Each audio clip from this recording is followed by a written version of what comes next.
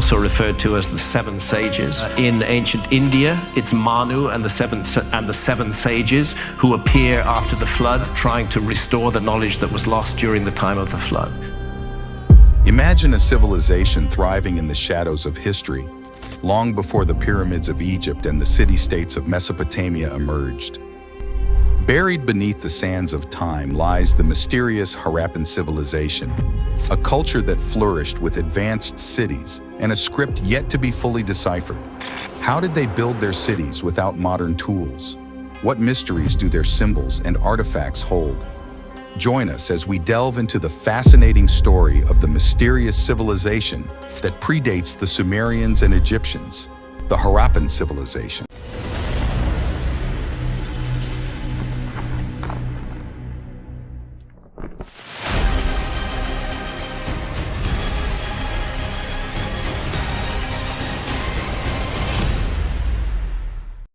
Rediscovering the Harappan civilization. In the 1850s, a few British officers had mentioned some mysterious mounds near the village of Harappa, in what was then northwestern British India. However, it wasn't until Alexander Cunningham, the Director General of the newly established Archaeological Survey of India, visited these mounds that they gained significant attention. Initially, Cunningham believed these mounds to be the remnants of an early medieval fortress. He made notes about his findings, including a peculiar seal with unfamiliar characters, but he and others didn't think much of them at the time. After an initial survey, Cunningham and his team left without recommending further exploration. The mounds were mostly forgotten for several decades, until the 1870s, when railway contractors, seeking old but sturdy bricks, plundered the area. It wasn't until 1902 when a young English archaeologist named John Marshall took over as the Director General of the Archaeological Survey of India that interest in Harappa reignited.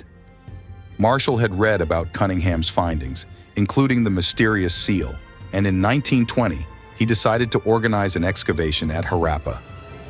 The digging commenced in 1921, revealing not only more seals with similar mysterious characters, but also the remains of brick houses, streets, drains, and figurines.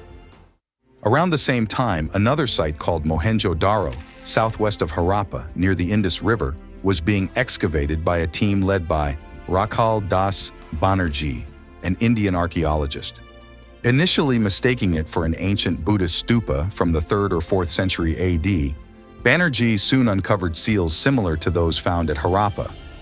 Knowing ancient Indian languages, he realized these seals bore a script, unlike anything from that era, suggesting a much older civilization. By 1924, Sir John Marshall concluded after examining both Harappa and Mohenjo-Daro that they belonged to a previously unknown Bronze Age civilization, which he named the Indus Valley Civilization. Over the years, archaeologists unearthed ruins of numerous cities and towns in northwestern British India. These discoveries included streets, seals, and pottery, similar to those found in the Indus Valley. Interestingly, some major sites were located far from the Indus Valley itself. Hence, the term Harappan civilization, derived from the place where it was initially found, became widely accepted. Today, some in India also refer to it as the Indus-Saraswati civilization.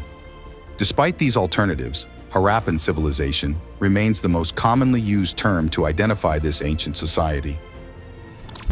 Unveiling ancient wonders. In a study published in the Dawn Journal, researchers from the Archaeological Society of India and IIT Kharagpur examined radiocarbon tests on ceramic fragments and animal bones from Burana, a village 140 miles northwest of New Delhi. Their findings confirmed that this settlement dates back at least 8,000 years. This places it much older than the ancient Egyptian and Sumerian civilizations by over 1,000 years, reshaping our understanding of early urban settlements in the region. Professor Anindya Sarkar from IIT Kharagpur's Department of Geology and Geophysics emphasized the significance. Our study establishes the settlement's antiquity to the 8th millennium BCE, significantly influencing our understanding of human evolution in the Indian subcontinent. Further studies indicate that at its zenith, the mysterious Harappan civilization boasted over 5 million inhabitants, a remarkable number for its time. By comparison, the Sumerian civilization, estimated to have had around 1.5 million people, pales in comparison. The inhabitants of this ancient city were not only skilled in urban planning, but also excelled in agriculture, metallurgy, and written communication. Their city was meticulously laid out in grids, featuring houses with distinct areas for different activities such as cooking, living, sleeping, and bathing, a layout just like modern homes. One of the most impressive achievements of the Harappan civilization was its advanced water management. Contrary to the primitive methods often associated with ancient societies, like carrying water in buckets or using basic latrines, the Harappan people had a sophisticated infrastructure. Their houses had plumbing systems and separate bathrooms, complemented by over 700 wells, and an elaborate sewage system that efficiently distributed water throughout the city. In a section of the city known as the Citadel, they constructed a remarkable 900-square-foot structure known as the Great Bath. This bath was filled by diverting water from the Indus River, an engineering marvel that predated the famous Roman baths by over 2,500 years. Remarkably, this lost civilization boasted one of the world's earliest known sanitary systems. Consider that Mohenjo-Daro, with a population ranging from 20,000 to 40,000, was just one of the Harappan cities. Rakhigarhi, discovered in 1969 and largely unexplored, was likely even larger. Who can say what hidden secrets and fascinating mysteries will be discovered about this ancient civilization as archaeologists continue to dig? If Rakhigarhi was the biggest city, could it have been the capital of the Harappan civilization? And if that's true, just think about how much more advanced it might have been compared to Mohenjo-Daro. Imagine the incredible technology and innovations they might have had. Phases of urbanization. Scholars have categorized the life of the Harappan civilization into 3 main phases. The first phase, known as the early Harappan period, spanned from approximately 3300 to 2600 BC. During this era, urbanization began to take shape in the Indus Valley. The second phase, the mature Harappan period, lasted from about 2600 to 1900 BC. This was the golden age of the Harappan civilization, marked by the rise of large, well-planned cities such as Harappa, Mohenjo-Daro, Kalibangan, Dholavira, and others. This is the period that will be the primary focus of this program. The final phase is the late Harappan period, which occurred from around 1900 to 1300 BC. During this time, the Harappan civilization began to decline, with many of its grand urban centers being abandoned or transformed into smaller, more rural settlements. Today, there are over 2,000 known Harappan archaeological sites of various sizes scattered over a vast area around the Indus Valley. This Harappan zone extends east to the upper Ganges River basin in north-central India, west to Sutkagandur near the Pakistan-Iran border, deep into Afghanistan where smaller but significant Harappan settlements have been discovered, and south to the area just north of Ahmednagar in Maharashtra. This vast region encompasses roughly 1.3 million square kilometers, about the size of France, Germany, and the United Kingdom combined. Like the ancient civilizations of Sumer, Egypt, the Bactria Margiana complex in China, the Harappan civilization was initially tied to a major river system, the Indus River and its many tributaries. The Indus, with its primary source in the melting snows of the Himalayan mountains, and augmented by the heavy rains of the summer monsoon, flows across the lowlands of Punjab and Sindh to empty into the Arabian Sea near modern Karachi, Pakistan. Another significant river, which 4,500 years ago may have been mightier than the Indus, is the Ghaggar-Hakra River. Today, it's mostly a dry riverbed, but the numerous Harappan settlements nearby suggest it once carried a substantial volume of water. Some believe the Ghaggar-Hakra could be the legendary Saraswati River described in early Hindu texts. In prehistoric and ancient times, the annual floods of these rivers provided fresh water and fertile silt, ideal for growing crops. Combined with a long growing season of high temperatures and constant sunshine, the Indus Valley region was perfect for large-scale farming. However, harnessing these river systems was a challenge. The Harappans had to manage unpredictable flooding, clear forests, and drain swampy, mosquito-infested wetlands to create farmland. Once achieved, they grew crops like wheat, barley, peas, and cotton. Fields were plowed by oxen and sometimes camels, with donkeys later joining the workforce. By the 3rd millennium BC, Harappan cities in Gujarat and Maharashtra had domesticated elephants, and buffaloes, sheep, goats, and pigs were common sources of food and materials. Fish from the rivers and the sea also played a significant role in their diet. As in other parts of the world, consistent agricultural surpluses allowed segments of society to focus on other pursuits such as metalworking, town planning, engineering, and the arts. This division of labor contributed to the sophisticated and advanced nature of the Harappan civilization. The story of the Harappan civilization's beginnings is fascinating. Today, the Indus Valley sees less than 15 centimeters of rain each year, but scientists have found that during the 3rd millennium BC, the monsoons were much stronger and more dangerous. The combination of melting Himalayan snow and heavy annual rains required permanent settlements to be constructed from very durable materials. Unlike ancient Mesopotamia and Egypt, where mud bricks were common, the Harappans needed something sturdier due to their harsh climate. Mud bricks would easily erode or wash away during heavy rains and floods. To solve this, the Harappans invented burnt bricks. These were made from local clay, sand, and water, shaped into uniform rectangular blocks, dried in the sun, and then fired in kilns at temperatures over 800 degrees Celsius. The resulting bricks were incredibly tough and weather-resistant, so much so that in the late 19th century, they were repurposed for railway construction in Punjab. For the Harappan people, these bricks were essential for protecting their homes from the destructive monsoon rains and floods. During the mature Harappan phase, the use of bronze became widespread. Bronze was used to create tools, ornaments, figurines, toys, needles, jewelry, and weapons. The numerous bronze forges found in Harappan cities highlight the significance of this metal in their society, although copper items were also still prevalent. To make bronze, both copper and tin were needed, but these metals were scarce in the Indus Valley. Cities like Mohenjo-Daro and Harappa had to import them, with copper coming from mines in Balochistan and Rajasthan, and tin from Afghanistan. The discovery of large Harappan settlements in these distant regions suggests that long-distance trade was established to secure these vital resources, likely playing a major role in spreading Harappan culture.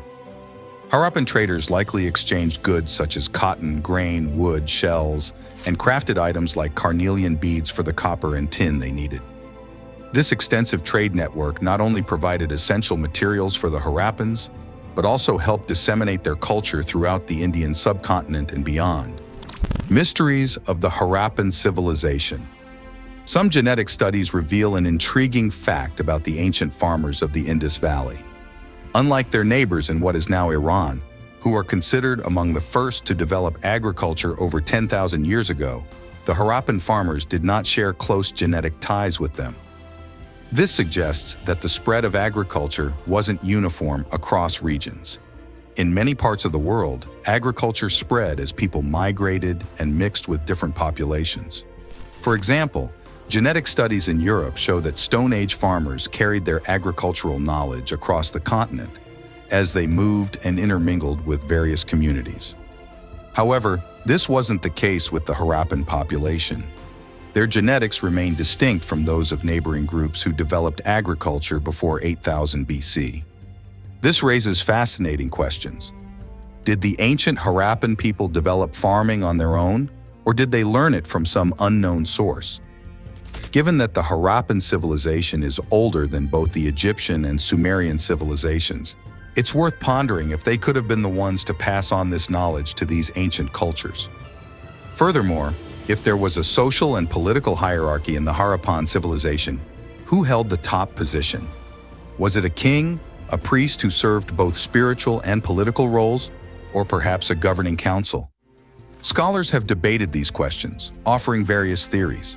Whoever held authority likely resided in the Acropolis area of the city, possibly within a citadel if present. Another mystery is the extent of their power within a typical Harappan city. With little evidence of military culture or standing armies in most cities, how did the leadership enforce its decisions on the population? These questions continue to intrigue researchers, urging them to explore further for answers. One theory suggests that specific groups of people were selected to handle various government tasks. Each city probably had its own council, which reported to a central council overseeing the entire civilization. Considering the vast distances between the various cities of the Harappan civilization, this decentralized yet organized government structure is quite impressive. The way the Harappan civilization governed itself was so unique and ahead of its time that UNESCO's Courier Journal dedicated an entire article to it. The article was called The Indus Valley Civilization, Cradle of Democracy, and suggested that the Harappan people might have invented democracy thousands of years before the ancient Greeks. Harappan writing system. Trade was bustling in the Harappan cities, making it crucial to track inventories and the movement of goods to and from distant lands. Scholars speculate that this necessity led to the development of what is believed to be the Harappan writing system. Unlike the deciphered cuneiform of Mesopotamia or the hieroglyphs of Egypt, the Harappan script remains a mystery. It's known that it was written left to right, evident from condensed text on some seals. Instead of an alphabet, it consists of over 400 pictographs. Most of these writings are found on small, simple stone seals, lacking epics or literature. The prevailing theory suggests these seals were used in trade, possibly as ownership markers or identifiers in long-distance commerce. The animals and symbols on them likely indicated the origins or destinations of traded goods. Alternatively, some argue they served to identify individuals, possibly bearing personal names or titles similar to modern ID cards. Another hypothesis suggests a ritual or religious role given depictions of mythological creatures. Despite these theories, the true purpose of these puzzling seals remains elusive without deciphering the script. Archaeologists and historians must find it incredibly frustrating because deciphering this script could confirm their theories and reveal much more about Harappan life, including their own names for themselves and their cities. The challenge of decoding the mysterious Harappan script has puzzled scientists for decades, prompting a $10,000 prize since 2004 for anyone who can decipher a Harappan text of about 50 characters. To date, no one has succeeded. With so much mystery shrouding this ancient culture, unlocking its script could be the key to unraveling its secrets. Nevertheless, studies comparing the Harappan script to other symbolic systems, both linguistic and non-linguistic, reveal significant similarities, hinting at its potential as a developed written language in many instances. The challenge of deciphering the Harappan script is akin to cracking codes found in DNA and computer programming languages. Yet, despite advances in statistical analysis aided by powerful computers, the script remains deeply enigmatic. Its brevity and sparse examples per sequence hinder both human and machine understanding. Moreover, the variability of symbols alongside images on seals adds further complexity, lacking the consistency needed for a unified interpretation. To complicate matters, interpretations so far are largely speculative rather than conclusive. Unlike the Rosetta Stone, which enabled the decoding of ancient Egyptians by providing text in multiple languages, the Harappan script lacks such bilingual clues. This absence of multilingual text poses a significant hurdle in unraveling its meaning. Nevertheless, efforts persist to decode the Harappan script, driven by the hope of unlocking the mysteries of this ancient civilization. Unique religious practices. One surprising aspect of the Harappan civilization is the absence of large temples dedicated to worship. Unlike the Egyptian and Sumerian civilizations, known for their elaborate temple complexes honoring numerous deities, Harappan cities lack such monumental structures. The Great Bath in Mohenjo-Daro stands out as possibly the only ceremonial monument discovered so far. This suggests that cleanliness and orderliness were highly valued by the Harappan people, possibly playing a significant role in their religious or spiritual practices. Some experts speculate that purification rituals or religious ceremonies focused on water might have been conducted within the citadel, reinforcing the importance of water in their beliefs. This contrasts sharply with ancient Egypt, where grand temples, tombs, and monuments glorifying pharaohs as divine rulers were prevalent. Archaeologists have unearthed Indus seals and artistic artifacts that hint at religious beliefs. For instance, the famous Priest King figurine from Mohenjo-Daro and the Dancing Girl bronze statue depict aspects of Harappan culture that may be linked to religious or ceremonial practices. While some argue these artifacts represent religious figures or rituals, others suggest they could symbolize various gods or spiritual concepts, similar to ancient Egyptian practices. Early and influential research in this field, which shaped Hindu interpretations of archaeological findings from Harappan sites, was pioneered by John Marshall. In 1931, Marshall identified several key features of the Indus religion: a great male god and a mother goddess, reverence for animals and plants, symbolic representations of the phallus and vulva, and the use of water in religious rituals. Marshall's interpretations have sparked considerable debate and scrutiny over the decades that followed. One particularly notable artifact is an Indus Valley seal depicting a seated figure with a horned headdress, possibly with 3 heads and possibly depicted as sexually aroused, surrounded by animals. Marshall interpreted this figure as an early representation of the Hindu deity Shiva, also known as Rudra, who is associated with asceticism, yoga, and the linga symbol. Shiva is also revered as the lord of animals and is often depicted with 3 eyes. This seal has since been named the Pashupati seal, referencing Shiva's epithet Pashupati, meaning lord of all animals. While Marshall's interpretations have found support, they have also faced criticism. Doris Srinivasan argues that the figure lacks 3 faces or a yogic posture, and points out that in Vedic literature, Rudra was not a protector of wild animals. Herbert Sullivan and Alf Hiltebeitel have challenged Marshall's conclusions as well, with Sullivan suggesting the figure is female and Hiltebeitel associating it with Mahisha, the buffalo god, and the surrounding animals as vehicles of deities for the 4 cardinal directions. Gregory L. Possehl, writing in 2002, suggests that while acknowledging the figure as a deity and its association with the water buffalo and ritual discipline, interpreting it as a proto-Shiva may be stretching the evidence too far. Despite debates over Marshall's identification of the seal with a proto-Shiva icon, some scholars, such as Vilas Sangave in Jainism studies, interpret it as representing the Tirthankara Rishabhanatha. Historians like Heinrich Zimmer and Thomas McEvely propose a possible connection between the first Jain Tirthankara Rishabhanatha and the Indus Valley Civilization. Marshall proposed the idea of a mother goddess cult based on excavations of female figurines, suggesting a link to the later Hindu Shaktism. However, the role of these figurines in Indus Valley life remains unclear. Possehl, however, questions the strength of Marshall's theory. Some objects Marshall identified as sacred phallic symbols are now believed to have been used as pestles or game pieces instead.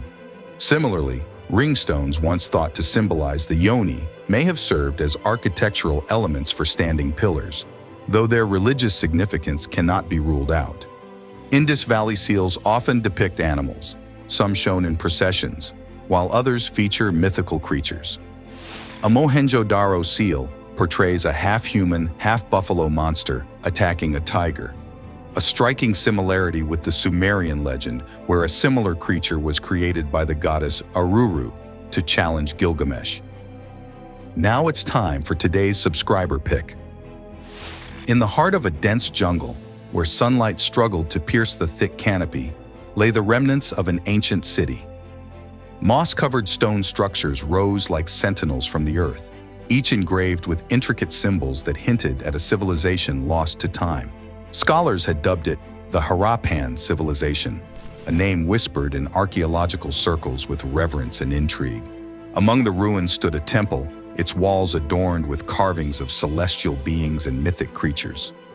A lone explorer, Dr. Jane Hayes, ventured into its depths, her flashlight casting eerie shadows across the ancient glyphs.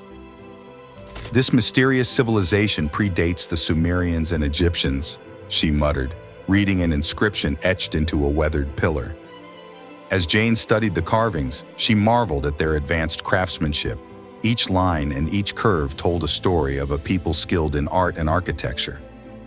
Yet, beneath the beauty lay mysteries. Who were these people? What drove them to build such a city amidst the jungle's embrace? And why did they vanish, leaving only echoes of their existence? Outside the temple, the jungle whispered its secrets, as if guarding the answers within its verdant embrace. The city itself seemed to hold its breath, awaiting discovery and understanding. Could Jane unravel the enigma of this lost civilization, or would its secrets remain entwined with the roots of time? What tales do the stones of this forgotten city whisper to those who dare to listen? Insights into ancient life. Numerous artifacts from the Indus Valley, including seals, pottery, terracotta figurines, stone sculptures, gold jewelry, and bronze vessels, have been unearthed during excavations. Among these discoveries are intricately detailed figurines made of terracotta, bronze, and steatite, with some likely serving as toys. The Harappans were also skilled in crafting toys and games, such as cubicle dice found at sites like Mohenjo-Daro. The terracotta figurines depict various animals like cows, bears, monkeys, and dogs. However, the most iconic image found on many seals from the mature period remains a mystery. It depicts a creature that appears part bull, part zebra, adorned with a majestic horn, sparking much speculation. While it's unclear if this image held religious or ritual significance due to limited evidence, its widespread presence prompts questions about the spiritual beliefs embedded in Indus Valley Civilization imagery. Various crafts such as shellworking, ceramics, and making agate and glazed steatite beads were practiced during all phases of Harappan culture, creating necklaces, bangles, and other ornaments. Some of these traditional crafts continue in the Indian subcontinent today. Additionally, makeup and toiletry items found in Harappan contexts, like special combs known as kakai, collyrium, and a versatile toiletry tool, have parallels in modern Indian practices. Terracotta female figurines from around 2800 to 2600 BCE were also discovered, some adorned with red hair partitions. Archaeological discoveries from 2000 to 3000 BC in Lothal include board game pieces resembling chess. The artifacts excavated from Mohenjo-Daro were initially housed in the Lahore Museum and later moved to the ASI headquarters in New Delhi.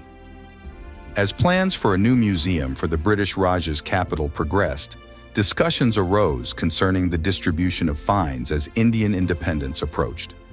Following negotiations, about 12,000 objects, predominantly pottery sherds, were divided equally between India and Pakistan.